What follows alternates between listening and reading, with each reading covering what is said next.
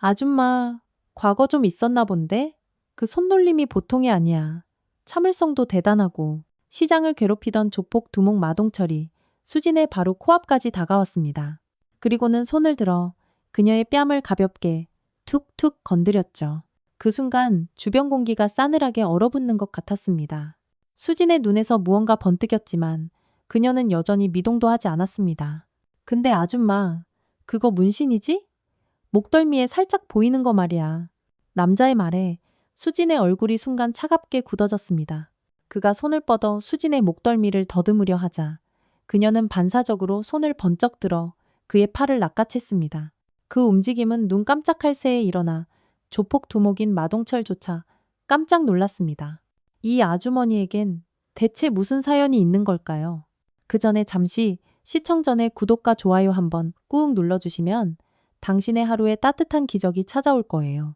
부산 자갈치 시장 새벽 5시. 차가운 바닷바람이 시장 골목을 스쳐 지나갈 때마다 짭짤한 생선 비린내가 온 시장을 가득 채웁니다. 시장 한편 수진수산이라는 작은 간판이 걸린 가게에서 희미한 불빛이 새어나옵니다. 49의 강수진 씨는 이미 커다란 칼을 들고 막 도착한 생선들을 손질하고 있었죠. 그 손놀림이 정말 예사롭지 않았습니다. 생선 한 마리를 단 3번의 칼질로 깔끔하게 해체하는 모습은 마치 숙련된 무용수의 춤사위처럼 정확하고 아름다웠죠. 그 칼이 쓱 지나간 자리마다 깔끔한 흔적만 남을 뿐 어떤 망설임조차 없었습니다. 수진 언니 오늘도 엄청 일찍 나왔네. 몸 좀 챙겨가면서 일해, 어? 옆 가게에서 젓갈을 파는 영희가 따뜻한 커피를 건네자 수진은 무뚝뚝한 표정으로 잔을 받아들었습니다. 내가 안 나오면 이 시장 누가 먹여 살리냐? 여기 사람들 다 내 생선 먹어야 힘이 난다니까. 겉으로는 퉁명스럽지만 영희는 수진의 따뜻한 속마음을 잘 알고 있습니다. 말은 저렇게 거칠게 해도 시장 사람들이 아플 때면 가장 먼저 발벗고 나서서 도와주는 게 바로 수진이니까요. 그런 수진이 시장에 자리를 잡은 지도 어느덧 7년. 그녀가 한국에 돌아온 건 더 오래전의 일이지만 부산 자갈치에 정착한 건 7년 전부터였습니다. 가끔 수진은 가게 앞에 쪼그리고 앉아 바다를 보며 멍하니 생각에 잠기곤 합니다. 저 바다 너머 일본에서 보냈던 시간들. 6살 때 입양되어 낯선 땅에서 홀로 자라야 했던 외로움. 그리고 살아남기 위해 선택해야만 했던 어두운 길까지. 누구에게도 털어놓은 적 없는 이야기들이죠. 그녀의 등에 숨겨진 용문신 위로 하얗게 덧새긴 백합 문신이 그 모든 과거를 겨우 덮고 있었습니다. 수진이 칼을 닦으며 팔을 걷어 올리자 손목에서 목까지 이어진 길고 흉측한 흉터가 살짝 드러났습니다. 어디서 왔는지, 무슨 사연을 가졌는지 시장 사람들은 굳이 묻지 않았어요. 다만 여름에 반팔을 입을 때면 언뜻 보이는 팔뚝의 흉터와 목덜미로 살짝 드러나는 문신만이 그녀의 지난 세월을 어렴풋이 짐작하게 할 뿐입니다. 오전 10시 시장이 본격적으로 활기를 띠기 시작했습니다. 수지는 칼질하던 손을 멈추고 한 남자를 유심히 바라봅니다. 50대 중반으로 보이는 그 남자는 벌써 3번째 수진의 가게 앞을 서성이고 있었습니다. 그의 눈빛에서 수지는 왠지 모를 아련한 그리움을 느꼈습니다. 결국 남자는 용기를 내어 생선 한 마리를 가리켰습니다. 저기 도미 한 마리만 주이소. 수진이 생선을 포장하는 동안 남자는 계속해서 수진의 얼굴을 뚫어지게 쳐다봅니다. 불편함을 느낀 수진이 고개를 들었죠. 왜 자꾸 그렇게 쳐다보세요? 제 얼굴에 뭐 묻었습니까? 남자는 당황한 듯 고개를 저으며 돈을 건넵니다.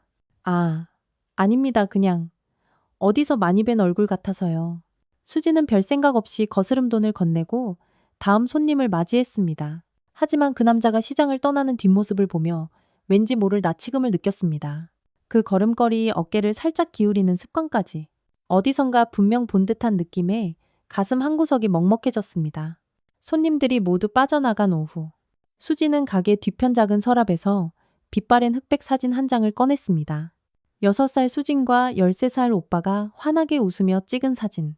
한국을 떠나기 전 마지막으로 찍은 사진이었습니다. 일본으로 입양되던 날 오빠는 울지 말라며 이 사진을 쥐어주었죠. 언젠가 꼭 다시 만나자라는 굳은 약속과 함께. 오빠, 나 여전히 잘 지내고 있어. 걱정하지 마. 언젠가는 꼭 널 찾을 거야. 수지는 사진을 다시 서랍 깊숙이 넣어두고 마른 수건으로 칼을 정성껏 닦아냈습니다. 그녀의 거친 손등에는 세월의 흔적과 함께 차마 말하지 못한 이야기가 깊게 새겨져 있었습니다. 칼을 닦는 그 손길은 마치 과거의 아픈 상처를 씻어내듯 조심스럽고 또 신중했습니다. 다음 날 아침 자갈치 시장에는 평소와 다른 공기가 감돌았습니다.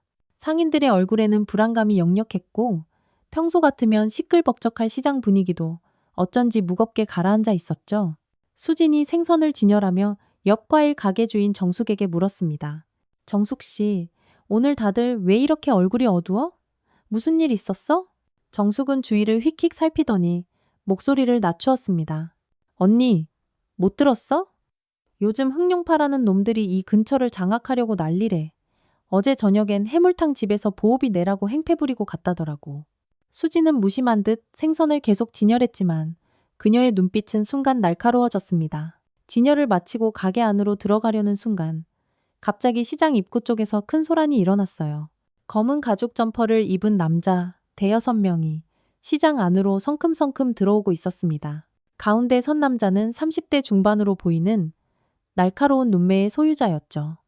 마동철이었습니다. 시장 상인들은 그들이 지나가는 길목에서 고개를 숙이거나 황급히 시선을 피했습니다. 공포에 질린 표정들이 역력했죠. 마동철 일행은 가게마다 들러 구역세라는 명목으로 돈을 요구했고 거부하는 상인에게는 상품을 바닥에 쏟아버리는 등 온갖 행패를 부렸습니다. 수지는 가게 안에서 그 모습을 조용히 지켜보며 뒤쪽 서랍에 슬며시 손을 뻗었습니다. 거기엔 손에 익은 작은 칼이 하나 놓여 있었죠.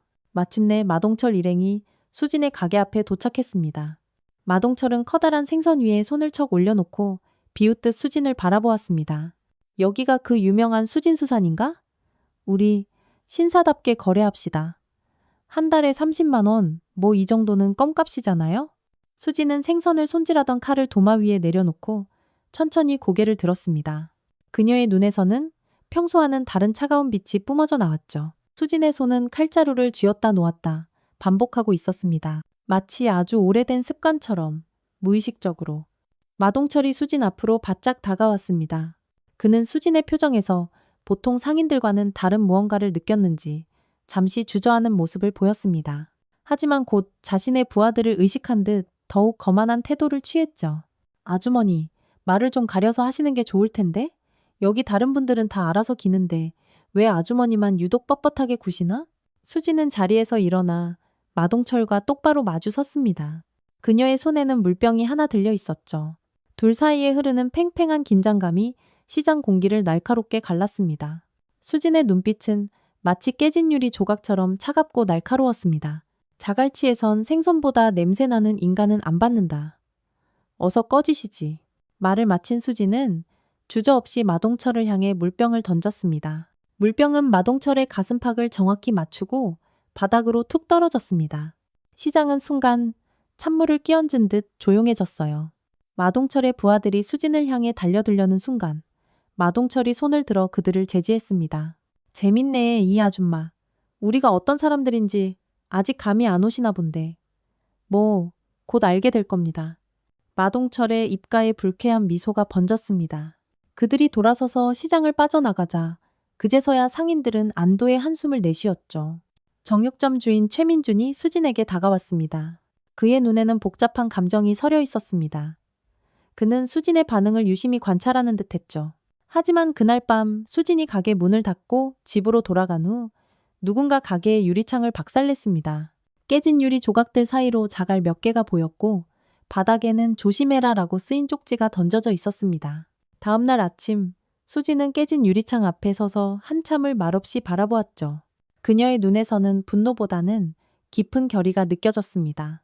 과거 일본에서의 기억이 수진의 마음속에서 서서히 되살아나기 시작했습니다. 오랫동안 단단히 묻어두었던 그 누구도 건드리면 안 되는 기억들이었습니다. 수진은 깨진 유리 조각들을 하나하나 말없이 주워 담으며 무언가를 결심한 듯 했습니다. 그녀의 손등에 있는 희미한 흉터가 아침 햇살에 선명하게 드러났습니다. 이것은 단순한 사고로 생긴 상처가 아니었습니다. 과거의 그림자가 다시 자갈치 시장 위로 스멀스멀 드리워지기 시작했습니다. 깨진 유리창은 수진이 새 것으로 갈았지만 시장에 드리운 불안감은 쉽게 가시지 않았습니다. 상인들은 이제 수진을 바라볼 때마다 걱정스러운 눈길을 보냈죠. 어제 마동철에게 대든 유일한 사람이 바로 수진이었기 때문입니다. 아침부터 몰아치는 빗줄기가 시장의 무거운 분위기를 더욱 가라앉혔습니다. 수진 씨, 괜찮아요? 어제 그런 일이 있고 나서 생선을 사러 온 단골 손님이 조심스레 물었습니다. 수지는 평소처럼 칼을 들어 생선을 손질하며 담담하게 대답했습니다. 별일 아니에요. 그런 쓰레기 같은 놈들. 일본에서도 지겹게 봤어요. 수진의 말에 손님은 더 묻지 않고 생선만 받아갔습니다. 하지만 그녀의 말 속에 숨겨진 의미를 진정으로 이해한 사람은 아무도 없었습니다. 옆 정육점에서 고기를 손질하던 최민준만이 수진의 말을 듣고 잠시 손을 멈추었을 뿐이었죠. 오전 11시 시장 입구에서 다시 소란이 일었습니다. 어제보다 더 많은 인원, 10명 가까이 되는 남자들이 시장 안으로 들어오고 있었어요. 선두에는 어제의 마동철이 더욱 거만한 표정으로 서 있었습니다. 그들은 곧장 수진의 가게를 향해 걸어왔습니다.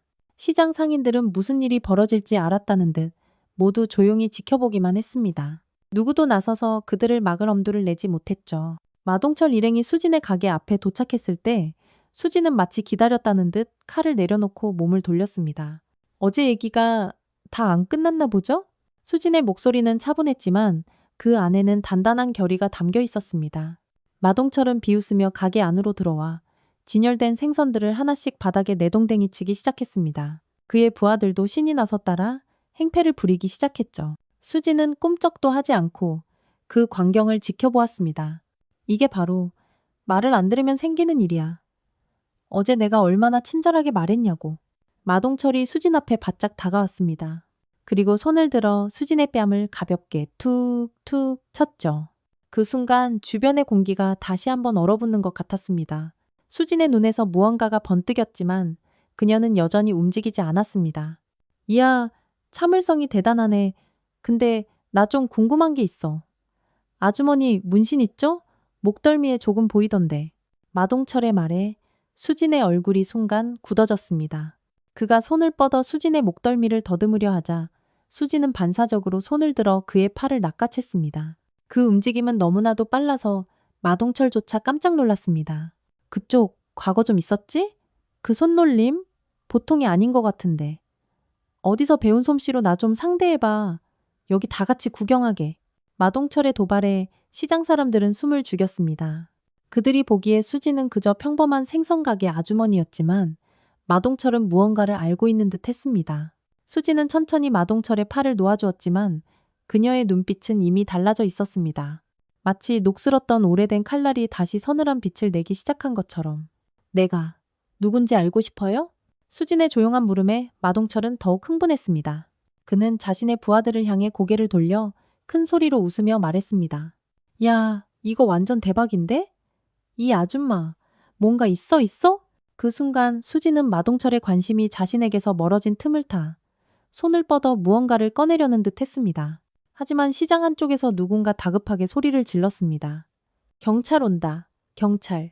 그 말에 마동철과 그의 부하들은 잠시 주춤했습니다. 마동철은 수진을 노려보며 낮은 목소리로 으르렁거렸습니다.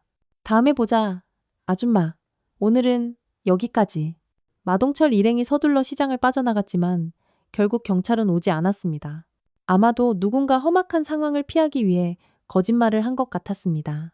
수지는 바닥에 어지럽게 널브러진 생선들을 하나하나 말없이 주워 담기 시작했습니다. 그녀의 손은 미세하게 떨리고 있었죠. 오랫동안 억눌러왔던 과거의 그림자가 서서히 그녀를 뒤덮기 시작하는 것만 같았습니다. 정육점 주인 최민준이 조용히 다가와 수진을 도왔습니다. 둘은 말없이 어질러진 가게를 정리했지만 최민준의 눈빛은 수진을 향해 깊은 이해와 공감을 담고 있었습니다. 그는 수진의 손에서 떨림을 발견하자 조용히 말했습니다. 당신이 누구인지 그걸 끝내 숨길 수는 없을 것 같소. 수진은 그 말을 듣고 잠시 손을 멈추었지만 곧 아무 일도 없었다는 듯 다시 생선을 정리했습니다.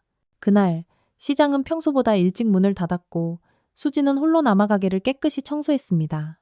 그녀의 눈에는 이제 굳은 결심이 서린 듯 했습니다. 그날 밤 수진은 자신의 작은 원룸 아파트로 돌아왔습니다. 문을 열자마자 그녀는 신발도 벗지 않은 채 거실로 들어가 소주 한 병을 꺼내 들었습니다. 정말 오랫동안 입에 대지 않았던 술이었죠. 한 잔, 두 잔. 술이 뜨겁게 목을 타고 내려갈 때마다 잊었던 과거의 기억들이 파도처럼 밀려왔습니다. 수지는 마지막 한 잔을 탁 털어 마시고 천천히 일어나 화장실로 향했습니다. 화장실 거울 앞에 선 수지는 천천히 옷을 벗기 시작했습니다. 상의를 벗자 거울에 비친 그녀의 등에는 거대한 문신이 드러났습니다. 아름다운 백합꽃 문양이 등 전체를 화려하게 덮고 있었지만 자세히 보면 그 아래로 다른 문신의 흔적과 어지러운 칼자국들이 희미하게 남아 있었죠. 수지는 등 뒤로 손을 뻗어 백합 문신 아래에 숨겨진 용의 흔적을 더듬었습니다. 이제는 정말 깨어나야 하는 건가? 수진의 눈앞에 20살 때의 기억이 선명하게 떠올랐습니다. 일본 오사카, 비가 세차게 내리던 밤, 동네 작은 가게에서 야쿠자들이 힘없는 노인을 괴롭히는 것을 본 수지는 주저없이 그 싸움에 끼어들었습니다. 그때 수지는 이미 백카페라는 작은 조직의 핵심 일원이었죠. 그날의 개입이 결국 큰 조직 간의 피비린내 나는 충돌로 번졌고 수지는 등에 깊은 칼자국을 여러 개 입었습니다. 그때도 결국 참지 못했지. 수지는 흉터를 더듬으며 나지막이 중얼거렸습니다. 상처가 아물고 흉한 용 문신으로 그 흔적을 감췄던 시간. 그리고 결국 그 용마저 아름다운 백합으로 덮어버린 과거까지 모든 것이 거친 물결처럼 밀려왔습니다. 수지는 서랍에서 낡은 사진첩 하나를 꺼냈습니다. 그 안에는 몇 장 되지 않는 낡은 사진들이 들어있었습니다. 어릴 적 오빠와 함께 찍은 흑백 사진, 일본에서 지내던 양부모와의 사진, 그리고 마지막 페이지에는 젊은 시절 수진의 사진이 한 장 꽂혀 있었습니다. 사진 속의 그녀는 이미 백카페에서 잔뼈가 굵은 조직원이었죠. 어떤 죄는 몸이 기억한다더니 수지는 쓰게 웃었습니다. 30대 초반 수지는 큰 사건에 휘말렸습니다. 조직 내 권력 다툼에서 그녀는 무고한 이들을 구하기 위해 자신이 몸담았던 조직과 맞서게 되었고 그 결과 끔찍한 상처와 함께 조직을 떠나야 했습니다. 한국으로 돌아온 것은 그로부터 10년 후의 일이었습니다. 오랜 시간 스스로를 숨기며 평범하게 살아보려 애썼지만 이제 그 위태로운 평온이 깨져버렸습니다. 수지는 거울 속 자신의 모습을 오랫동안 바라보았습니다. 그리고 손가락으로 오른쪽 뺨, 마동철이 툭툭 건드렸던 그 자리를 천천히 쓸었습니다. 그 굴욕감이 다시금 가슴을 뜨겁게 태웠습니다. 수지는 과거 자신을 조직에서 가장 두려운 존재로 만들었던 백카페의 미친 개 수진을 떠올렸습니다. 얼마나 많은 사람들이 그녀의 이름만 들어도 벌벌 떨었던가요? 내가 단순히 시장에서 생선이나 팔면서 살 사람이었더라면 수진의 손에서 사진첩이 미끄러져 바닥으로 툭 떨어졌습니다. 그녀는 천천히 무릎을 꿇고 흩어진 사진들을 집어들었습니다. 어릴 적 오빠와 마지막으로 찍었던 그 흑백 사진이었습니다. 입양되기 직전 오빠는 울지 말라며 이 사진을 쥐어주었죠. 언젠가 꼭 다시 만나자는 약속과 함께. 오빠야, 나 이제 그냥 좀 사람같이 살고 싶었는데 그게 잘 안 되나 봐. 수진의 눈에서 굵은 눈물방울이 툭툭 흘러내렸습니다. 50살이 다 되어가는 나이에 그녀는 여전히 자신의 길을 찾지 못하고 방황하고 있었습니다. 야쿠자 시절의 강함도 생선가게 아주머니의 평범함도 그 어느 것도 그녀의 진짜 모습은 아닌 것 같았습니다. 수지는 결심한 듯 서랍으로 다가가 무언가를 꺼냈습니다. 작은 상자 안에는 오래된 단검이 하나 들어 있었죠. 그녀가 한국으로 돌아올 때 유일하게 가져온 물건이었습니다. 수지는 단검을 손에 쥐고 천천히 나를 쓰다듬었습니다. 그 단검에는 수진만이 알아볼 수 있는 작은 백합 문양이 희미하게 새겨져 있었습니다. 내가 정말 원했던 건 그냥 평범하게 사는 거였을 뿐인데. 수지는 한참을 단검을 바라보다가 결심한 듯 다시 상자에 넣었습니다. 그리고 묵직한 한숨과 함께 자리에서 일어섰습니다.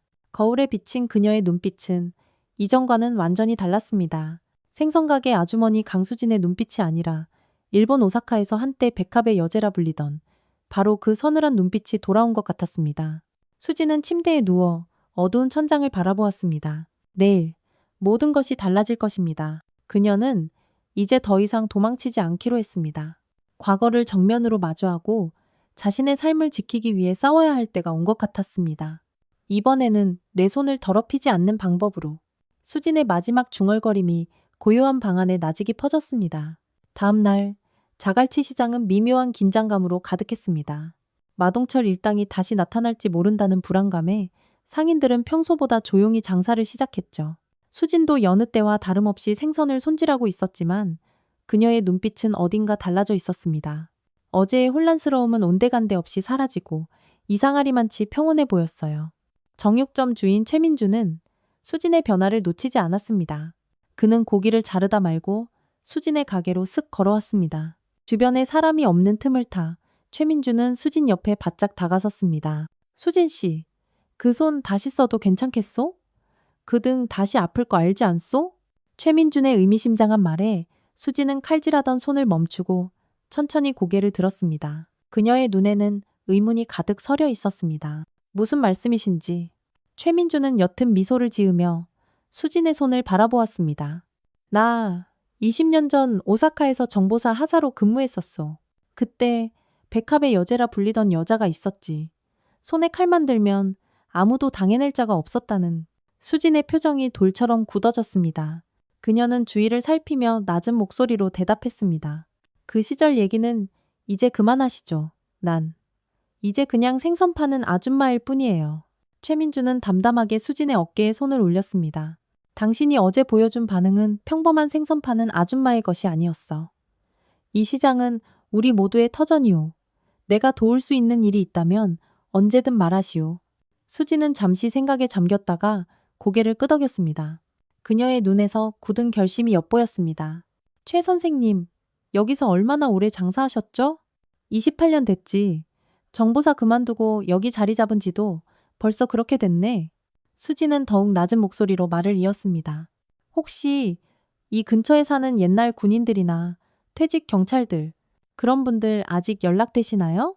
최민준의 눈이 반짝였습니다. 그는 천천히 고개를 끄덕이며 자신의 가게로 돌아갔습니다. 두 사람 사이에 무언의 약속이 오간 것 같았습니다. 그날 하루 종일 마동철 일당은 나타나지 않았습니다. 시장 사람들은 안도했지만 수지는 그것이 폭풍전의 고요함일 뿐이라는 것을 직감하고 있었죠. 해가 저물고 시장이 문을 닫을 시간, 수지는 평소보다 일찍 가게 문을 내렸습니다. 그녀가 가게를 나서자 최민준이 다가와 작은 메모지 하나를 건넸습니다. 오늘 밤 10시, 남포동 포차 뒤편. 수지는 메모를 받아 주머니에 넣고 조용히 고개를 끄덕였습니다. 그날 밤 마동철과 그의 부하 5명은 자갈치 시장 근처 술집에서 거나하게 취해 나왔습니다. 모두 취기가 오른 상태였고 마동철은 특히 더 흥분한 상태였습니다. 내일은 그 생선 가게 아줌마 아주 그냥 박살을 내줄 거야. 어디서 뭘 배웠는지 모르겠지만 그 건방진 눈빛이 영 마음에 안 들어. 너무 당당해. 그들은 어두컴컴한 골목길로 접어들었습니다. 마동철이 앞장서서 걷고 있을 때 갑자기 앞에서 검은 그림자가 휙 스쳐 지나갔습니다. 마동철이 놀라 멈춰서는 순간 그의 바로 뒤에 있던 부하 하나가 컥 하는 숨막히는 소리와 함께 어둠 속으로 순식간에 사라졌습니다. 누구야? 마동철이 소리쳤지만 대답 대신 주변에서 서늘한 바람소리만 윙윙 들려왔습니다.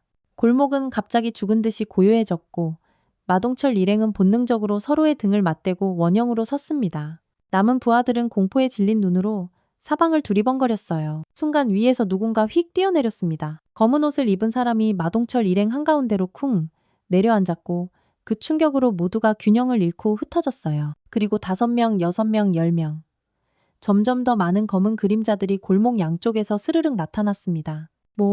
뭐야 이거. 마동철이 비명을 질렀지만 이미 늦었습니다. 검은 옷의 남자들은 한눈에 봐도 군인 출신임이 분명했어요. 그들의 움직임은 한치의 오차도 없이 정확하고 치명적이었습니다. 마동철의 부하들을 마치 춤을 추듯 가볍게 제압해 나갔습니다. 누구 하나 심한 부상을 입히지 않으면서도 모두를 완벽하게 제압하는 솜씨는 그야말로 예술에 가까웠어요. 마동철은 극심한 두려움에 질려 도망치려 했지만 그의 앞에 또 다른 그림자 하나가 툭 내려앉았습니다. 다른 사람들과 달리 이 사람은 검은 장갑을 끼고 있었어요. 그리고 그 손에는 날카로운 단검이 들려 있었습니다. 너 누구야? 마동철의 떨리는 목소리에 대답하는 대신 검은 장갑의 사람은 단검으로 마동철의 셔츠를 정확하게 슥슥 잘라내기 시작했습니다. 그 손놀림은 마치 생선을 손질하듯 정교하고 망설임이 없었어요. 마동철은 너무 놀라 숨도 쉬지 못하고 그대로 얼어붙었습니다. 단 몇 초 만에 그의 셔츠는 앞뒤로 깨끗하게 갈라졌고 그 맨살 위에 단검으로 글자가 새겨졌습니다. 물은 흐르지만 칼은 남는다. 검은 장갑을 낀 사람이 마동철에게 바짝 다가와 귓가에 속삭였습니다. 자갈치는 건드리지 마. 마동철이 반항하려는 순간 그의 손등에 날카로운 칼끝이 슥 스쳤어요.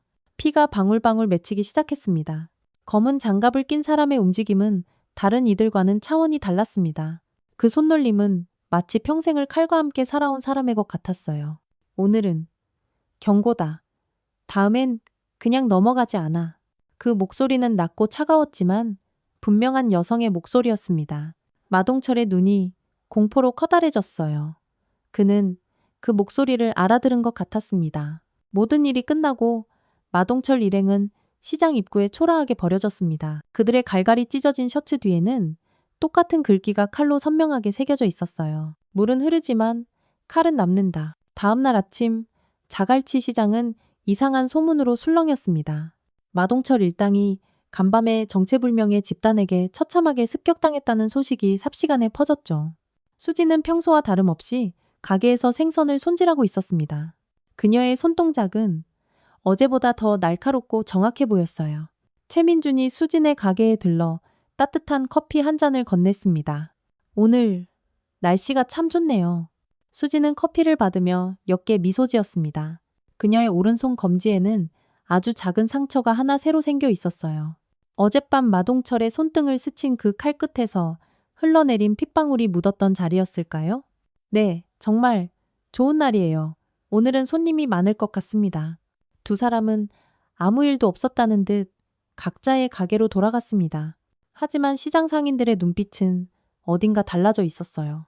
그들은 수진을 바라볼 때마다 이전과는 다른 존경과 약간의 두려움이 섞인 시선을 보냈습니다. 마동철 일당이 수진의 가게를 괴롭혔고 바로 그 다음 날 그들이 처참하게 습격당했다는 사실. 이것이 단순한 우연이 아니라는 것을 시장의 모두가 어렴풋이 느끼고 있었습니다. 마동철 습격 사건 이후로 자갈치 시장은 오랜만에 평화를 되찾았습니다. 상인들은 이제 수진을 바라볼 때마다 묘한 존경심을 품게 되었죠. 아무도 입 밖으로 꺼내지는 않았지만 마동철 일당이 수진 때문에 손을 봤다는 소문은 이미 시장 전체에 파다하게 퍼져 있었습니다. 수진은 여전히 아침 일찍 가게 문을 열고 묵묵히 생선을 손질했습니다. 하지만 그녀의 마음은 어딘가 다른 곳에 가 있는 듯했어요. 최민주는 수진이 평소보다 더 자주 서랍에서 오래된 사진을 꺼내보는 것을 눈치챘습니다. 그 빛바랜 흑백 사진. 수진과 오빠의 유일한 연결고리였죠. 그날 오후 가게에 손님이 많지 않은 한가한 시간이었습니다. 수진은 칼을 정성스럽게 닦으며 나른한 오후를 보내고 있었습니다. 문득 누군가 가게 앞에 서 있는 것을 느꼈죠. 고개를 들어보니 며칠 전 생선을 사갔던 그 중년 남자가 다시 찾아왔습니다. 50대 중반으로 보이는 그 남자의 얼굴에는 이상한 긴장감이 서려 있었어요. 어서 오세요. 뭐 필요하신 거 있으세요? 수진이 평소처럼 물었습니다. 하지만 남자는 생선을 고르는 대신 주머니에서 무언가를 조심스럽게 꺼냈습니다. 그것은 낡고해진 봉투였습니다. 그의 손은 미세하게 떨리고 있었고 눈빛에는 간절함이 가득 깃들어 있었습니다. 혹시 이 사진 아십니까? 남자가 봉투에서 꺼낸 것은 오래된 흑백 사진이었습니다. 수진의 호흡이 그 순간 멎었습니다. 가슴속 깊은 곳에서부터 무언가 뜨거운 것이 울컥 하고 올라왔습니다. 그 사진은 그녀가 평생을 가슴에 품고 있던 그 사진과 똑같은 것이었어요. 6살 수진과 13살 오빠가 함께 찍은 사진. 정확히 반으로 찢어진 사진의 나머지 반쪽이었습니다. 수진의 손이 걷잡을 수 없이 떨리기 시작했습니다. 그녀는 천천히 손을 뻗어 사진을 받아들었습니다. 사진을 만지는 그녀의 손가락은 마치 거친 파도에 휩쓸린 나무잎처럼 사시나무 떨듯 떨렸습니다. 수십 년간 꿈에서도 그리던 순간이 눈앞에 펼쳐지자 온몸에 힘이 쭉 빠져나가는 것 같았습니다. 그녀는 믿을 수 없다는 눈빛으로 남자의 얼굴을 다시 찬찬히 바라보았죠. 이제야 그녀는 알아차렸습니다. 그 굳은 눈매, 그 표정. 사진 속 앳된 오빠의 얼굴이 모진 세월을 거쳐 바로 이 남자의 얼굴로 변해 있었던 것입니다. 시간은 많은 것을 변화시켰지만 그의 눈에 깃든 따뜻한 온기만큼은 그대로였습니다. 뭐? 오, 오빠? 수진의 목소리는 거의 들리지 않을 정도로 작게 떨렸습니다. 40년 넘게 가슴속에만 꽁꽁 묻어두었던 그 한마디가 마침내 입 밖으로 터져나왔습니다. 남자의 눈에 눈물이 그렁그렁 가득 고였습니다. 그는 천천히 고개를 끄덕였어요. 그의 입술은 무언가 말을 하려 했지만 북받쳐 오르는 감정에 그저 떨리고만 있었습니다. 수진아, 내다. 네 오빠 강태호 아이가 살아있었구나. 정말 살아있었어. 수진의 오빠. 태수는 더 이상 말을 잇지 못했습니다. 그의 목소리는 40년 넘게 쌓여온 절절한 그리움으로 가득 차 있었습니다. 그 목소리에는 무수한 밤을 외로움 속에 뒤척이며 보냈을 시간과 잃어버린 여동생을 찾아 헤맸을 기나긴 세월의 아픔이 고스란히 담겨 있었습니다. 수지는 자리에서 벌떡 일어나 가게 안쪽으로 뛰어갔습니다. 손이 너무 떨려 서랍을 여는데도 한참이나 시간이 걸렸습니다. 그녀는 자신이 평생 간직해온 사진의 나머지 반쪽을 꺼냈죠. 두 장의 사진은 원래 하나였던 사진이었습니다. 태수가 가진 절반과 수진이 가진 절반이 맞닿는 순간 완전한 하나의 사진이 되는 것이었습니다. 그 찢어진 사진처럼 그들의 인생도 반으로 나뉘어 각자 다른 길을 고통스럽게 걸어왔던 것입니다. 수진의 손이 사진을 들고 있는 태수의 손을 찾아갔습니다. 두 손이 맞닿은 순간 그들은 각자 들고 있던 반쪽짜리 사진을 서로 맞대었습니다. 완벽하게 딱 들어맞는 두 조각. 마치 운명처럼. 거친 세월을 살아온 수지는 평생 누구 앞에서도 눈물을 보인 적이 없었습니다. 일본 야쿠자 조직에서 칼을 맞고 쓰러졌을 때도, 혼자 한국에 돌아와 처음부터 모든 것을 다시 시작할 때도 결코 울지 않았던 그녀였습니다. 하지만 지금 오빠의 얼굴을 마주한 이 순간, 그녀의 눈에서는 뜨거운 눈물이 폭포수처럼 펑펑 쏟아졌습니다. 오빠! 오빠! 그동안 어디 있었어? 흑! 평생 강인한 모습만을 보여주던 그녀의 목소리가 6살 어린아이처럼 서럽게 떨렸습니다. 태수는 말없이 여동생을 꼭 끌어안았습니다. 그의 어깨는 수진의 눈물로 금세 흠뻑 젖어들었지만 그는 전혀 개의치 않았습니다. 그저 잃어버렸던 여동생을 있는 힘껏 안고 40년의 그리움을 남김없이 쏟아냈습니다. 두 사람의 기적 같은 재회를 멀리서 지켜보던 시장 상인들의 눈에도 어느새 뜨거운 눈물이 고였습니다. 최민주는 조용히 미소 지었습니다. 그는 일부러 수진의 가게 앞을 서성이던 태수에게 말을 건네 이 운명적인 만남을 주선했던 것이었습니다. 하늘이 맺어준 형제간의 인연은 칼로도 끊을 수 없다더니 정말이구먼. 최민준의 나직한 중얼거림은 짭짤한 바닷바람에 실려 흩어졌습니다. 수진과 태수는 오랜 시간 가게에 마주 앉아 서로의 이야기를 나눴습니다. 어두웠던 과거도 아팠던 기억도 모두 내려놓고 단지 오랫동안 서로를 그리워했던 가족으로서 그간의 회포를 풀었습니다. 수진의 얼굴에는 정말 오랜만에 진정한 미소가 피어났고 그녀의 눈에서는 예전의 날카로움 대신 따뜻한 온기가 느껴졌습니다. 태수는 여동생의 손을 꼭 잡은 채 마치 놓치면 다시는 볼 수 없을까 두려운 듯 했습니다. 그의 주름진 손등 위로 수진의 손가락이 조심스럽게 움직였습니다. 그녀는 오빠의 손에 깊게 새겨진 세월의 흔적을 하나하나 느끼고 있었습니다. 그 손으로 얼마나 많은 날을 자신을 찾아 헤매었을지 생각만 해도 가슴이 저며왔습니다. 수진아, 우리 다시는 헤어지지 말자. 태수의 간절한 한마디에 수진은 눈물을 머금고 힘껏 고개를 끄덕였습니다. 이제 그녀에게는 반드시 지켜야 할 소중한 사람이 생겼습니다. 더 이상 과거의 그림자 속에 숨어 살 필요도 아픈 기억에 갇혀 있을 필요도 없었습니다. 오랜 세월 찾아 헤매던 가족을 다시 찾은 수진의 가슴 속에는 새로운 시작을 향한 희망의 씨앗이 조용히 움트고 있었습니다. 오빠 박태수와의 재회 이후 수진의 삶은 조금씩 달라지기 시작했습니다. 시장에서도 그녀의 표정이 한결 밝아졌다고들 수군거렸죠. 오랫동안 무표정했던 얼굴에 가끔 환한 미소가 번지기도 했고 손님들에게도 훨씬 더 친절해졌다는 말이 돌았습니다. 무엇보다 수진의 눈빛이 달라졌습니다. 과거의 어두운 그림자를 품고 있던 날카로운 눈빛 대신 이제는 편안한 평온함이 깃들어 있었어요. 하지만 그 평온은 오래가지 않았습니다. 태수와 재회한 지 일주일쯤 지난 어느 오전 시장에 불청객이 찾아왔습니다. 검은 정장을 말끔하게 차려입은 두 명의 남자가 자갈치 시장을 천천히 둘러보고 있었죠. 그들의 차가운 눈빛과 굳은 표정에서 경찰임을 직감할 수 있었습니다. 최민준이 제일 먼저 그들을 발견했습니다. 그는 재빨리 수진의 가게로 달려갔어요. 수진 씨, 경찰들이 와 있어. 아무래도 마동철 사건 때문에 온 것 같은데. 수진은 생선을 손질하던 손을 멈추고 고개를 들었습니다. 그녀의 표정은 평온했지만 손끝이 미세하게 떨리는 것이 보였죠. 알겠습니다. 너무 걱정 마세요. 최민준이 돌아가자마자 경찰 2명이 수진의 가게 앞에 섰습니다. 그중 나이가 더 많아 보이는 형사가 수진에게 경찰 배지를 보여주었습니다. 자갈치 경찰서 강력팀 이 형사입니다. 잠시 이야기 좀 나눌 수 있을까요? 수진은 손을 씻고 앞치마를 벗으며 조용히 고개를 끄덕였습니다.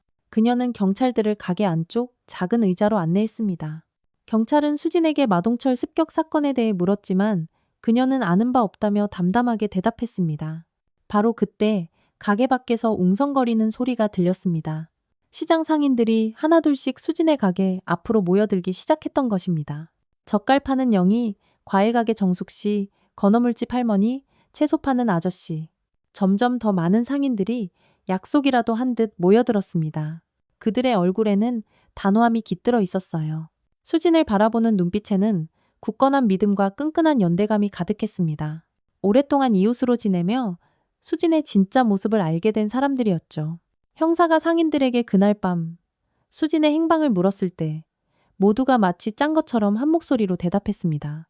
우리 수진 씨는 그날 생선만 팔았는데 다른 건 전혀 몰라요. 그 한마디에 담긴 단단한 의지는 마치 눈앞에 보이지 않는 벽이 세워진 것 같았습니다. 상인들은 서로 눈빛을 교환하며 조금의 흔들림도 없이 같은 대답을 반복했어요. 그들의 조용하지만 강한 연대는 경찰의 날카로운 질문보다 더 강했습니다. 형사들은 더 이상 물을 것이 없어 보였습니다.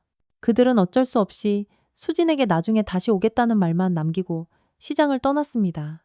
경찰이 떠난 후 수진은 시장 상인들에게 감사의 말을 전하려 했지만 그들은 마치 아무 일도 없었다는 듯이 웃으며 각자의 가게로 흩어졌습니다. 수진의 마음 한구석이 뜨겁게 달아올랐습니다. 오랫동안 혼자서 모든 것을 감당해왔던 그녀에게 이렇게 자신을 굳건히 지켜주는 사람들이 생겼다는 것은 정말 큰 위로였습니다. 최민준만이 수진의 가게로 다시 찾아왔습니다. 그는 조용히 수진 옆에 서서 멀리 바다를 바라보았습니다. 때로는 등의 진진보다 등을 지켜주는 사람이 더 큰 힘이 되는 법이지. 수진은 최민준의 말에 깊은 생각에 잠겼습니다. 그녀의 등에 새겨진 흉터와 문신, 그리고 과거의 모든 무거운 짐들. 그것들을 평생 혼자 감당하며 살아왔던 시간들. 하지만 이제는 달랐습니다. 오빠 태수가 있고 이 시장 사람들이 있었습니다. 고맙습니다. 최 선생님. 그리고 다들 제 편을 들어주셔서 정말 고맙습니다. 최민주는 말없이 고개를 끄덕였습니다. 그의 눈빛에는 깊은 이해와 따뜻한 연민이 담겨 있었습니다. 과거 정보사 하사로 있을 때 그는 수많은 사람들의 삶의 그림자를 보아왔습니다. 수진의 그림자도 그중 하나였지만 이제 그 깊고 어두운 그림자는 조금씩 옅어지고 있었습니다. 그날 저녁 수진은 태수의 집으로 향했습니다. 오빠와 함께 처음으로 따뜻한 가족 식사를 하기로 한 날이었죠. 가는 길에 그녀는 자신이 몸담고 있는 자갈치 시장을 돌아보았습니다. 7년 전 아무것도 모르고 처음 이곳에 발을 디뎠을 때는 그저 세상으로부터 숨어 지내기 좋은 곳이라고만 생각했습니다. 하지만 이제 이곳은 그녀에게 둘도 없는 진정한 고향이 되어 있었습니다. 태수의 집은 작지만 아늑하고 따뜻했습니다. 벽에는 빛바랜 가족 사진들이 걸려 있었고 그 중에는 어릴 적 수진의 사진도 소중하게 자리하고 있었습니다. 태수는 잃어버린 수진을 찾는 동안 그녀의 흔적을 하나하나 소중히 모아왔던 것이었죠. 두 남매의 재회를 축하하듯 따뜻하고 정갈한 저녁 식탁이 차려졌습니다. 오빠, 오늘 경찰이 왔었어. 수진이 조심스럽게 말을 꺼냈습니다.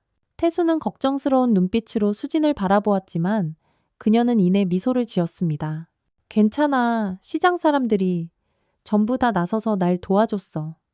정말 놀라웠어. 태수는 안도의 한숨을 내쉬었습니다. 그의 눈에는 깊은 감사함이 어렸습니다. 하나뿐인 여동생을 지켜준 시장 사람들에 대한 감사, 그리고 여동생이 그렇게 사랑받을 만한 좋은 사람이 되어 있다는 자랑스러움이 담겨 있었죠. 수지는 정말 오랜만에 마음의 평화를 느꼈습니다. 더 이상 혼자가 아니라는 사실이 그녀에게 세상 가장 큰 위안이 되었습니다. 칼로 싸우던 시절의 그녀는 언제나 혼자였습니다. 하지만 이제는 달랐습니다. 진정한 가족과 따뜻한 이웃들 속에서 그녀는 마침내 고단했던 삶의 안식을 찾아가고 있었습니다. 계절이 바뀌어 자갈치 시장의 시원한 여름 해풍이 불어오기 시작했습니다. 마동철 사건 이후로 석 달이 지났지만 더 이상 그들은 시장 근처에 얼씬도 하지 않았습니다. 경찰 조사도 결국 뚜렷한 증거 부족으로 흐지부지 되었죠. 시장은 다시 완벽한 평화를 되찾았고 수진의 생선 가게는 그 어느 때보다 활기찼습니다. 어느 날 아침 수진이 가게 문을 열러왔을 때 문득 이상한 점을 발견했습니다. 가게 입구 위에 새로운 간판이 걸려 있었어요. 수진수산이라는 이름은 그대로였지만 그 아래에 작은 글귀가 멋스럽게 새겨져 있었습니다. 흉터는 지울 수 없어도 손맛은 거짓말을 안 한다. 누가 이런 멋진 글귀를 새겨 넣었는지 수진은 알 수 없었습니다. 하지만 그 글귀를 읽는 순간 그녀의 가슴은 뭉클한 감동으로 따뜻해졌습니다. 등에 새겨진 흉터와 문신처럼 지울 수 없는 과거가 있지만 그녀의 손맛, 그녀의 진정한 가치만큼은 결코 거짓말을 하지 않는다는 의미였을까요? 최민준이 따뜻한 커피 2잔을 들고 수진에게 다가왔습니다. 그는 새 간판을 올려다보더니 흐뭇한 미소를 지었습니다. 글귀가 참 좋네요. 누가 이런 센스를 발휘했지? 수진은 고개를 저었습니다. 그녀는 모른다고 대답했지만 최민준의 장난기 어린 눈빛에서 무언가 짐작할 수 있었습니다. 혹시 최 선생님이셨나요? 최민준은 그저 미소로 답했을 뿐 긍정도 부정도 하지 않았습니다. 다만 그는 수진에게 커피를 건네며 나직이 말했죠. 과거를 그저 숨기는 게 아니라 당당히 맞서는 것. 그게 진짜 갱생이지 않을까요? 그날부터 수진의 가게는 더욱 번창했습니다. 새로운 글귀가 사람들의 눈길을 끌었고 수진의 솜씨 좋은 생선 손질 실력은 입소문을 타고 더욱 널리 퍼져나갔습니다. 하지만 무엇보다 중요한 변화는 수진 자신이었습니다. 그녀는 더 이상 자신의 어두운 과거를 부끄럽게 여기지 않았습니다. 오히려 그 과거가 있었기에 지금의 자신이 존재한다는 것을 온전히 받아들이게 되었죠.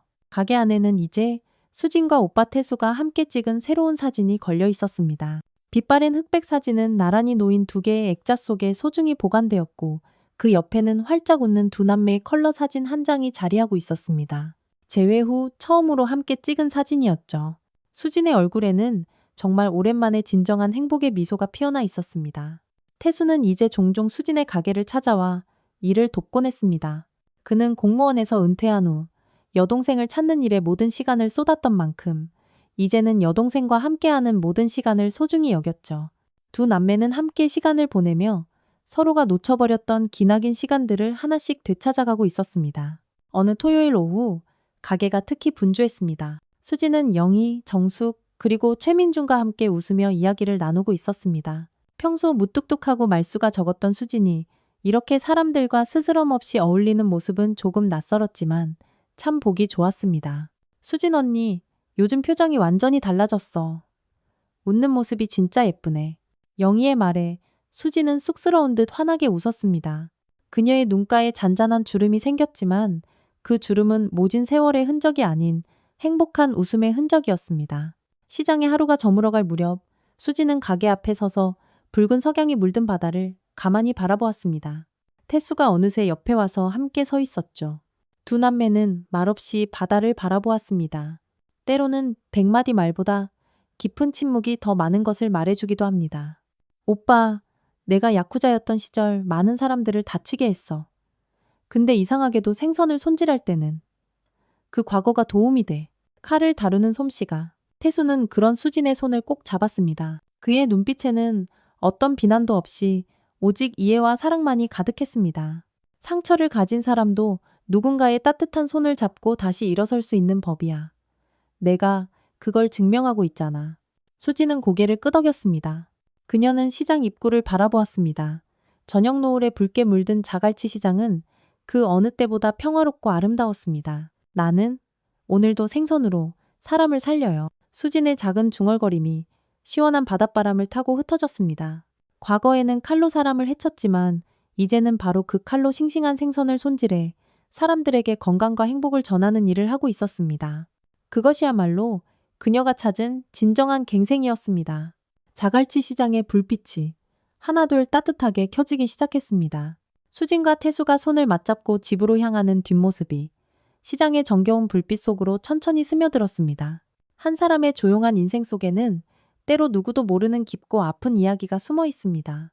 하지만 그 이야기를 용기 있게 마주하고 새로운 삶을 시작하는 것, 그것이야말로 진정한 인생의 승리가 아닐까요? 수진의 이야기는 자갈치 시장의 작은 생선 가게에서 시작되었지만 그 교훈은 우리 모두의 가슴 속에 오래도록 깊은 울림으로 남을 것입니다. 과거의 흉터는 지울 수 없어도 우리의 손맛, 우리의 진심은 결코 거짓말을 하지 않는다는 것을요. 오늘의 사연 어떻게 들으셨나요? 이야기가 마음에 와닿으셨다면 따뜻한 한마디를 댓글로 남겨주세요. 여러분의 소중한 한 줄 공감이 또 다른 감동을 만들어냅니다. 다음 이야기에서도 당신을 위한 한 잔의 따뜻한 감동을 정성껏 준비해 놓겠습니다. 다음 영상을 누르시기 전에 구독과 좋아요 한번 꾹 눌러주시면 당신의 하루에도 분명 따뜻한 기적이 찾아올 거예요. 오늘도 저희 은빛 다방에 들러주셔서 진심으로 감사합니다.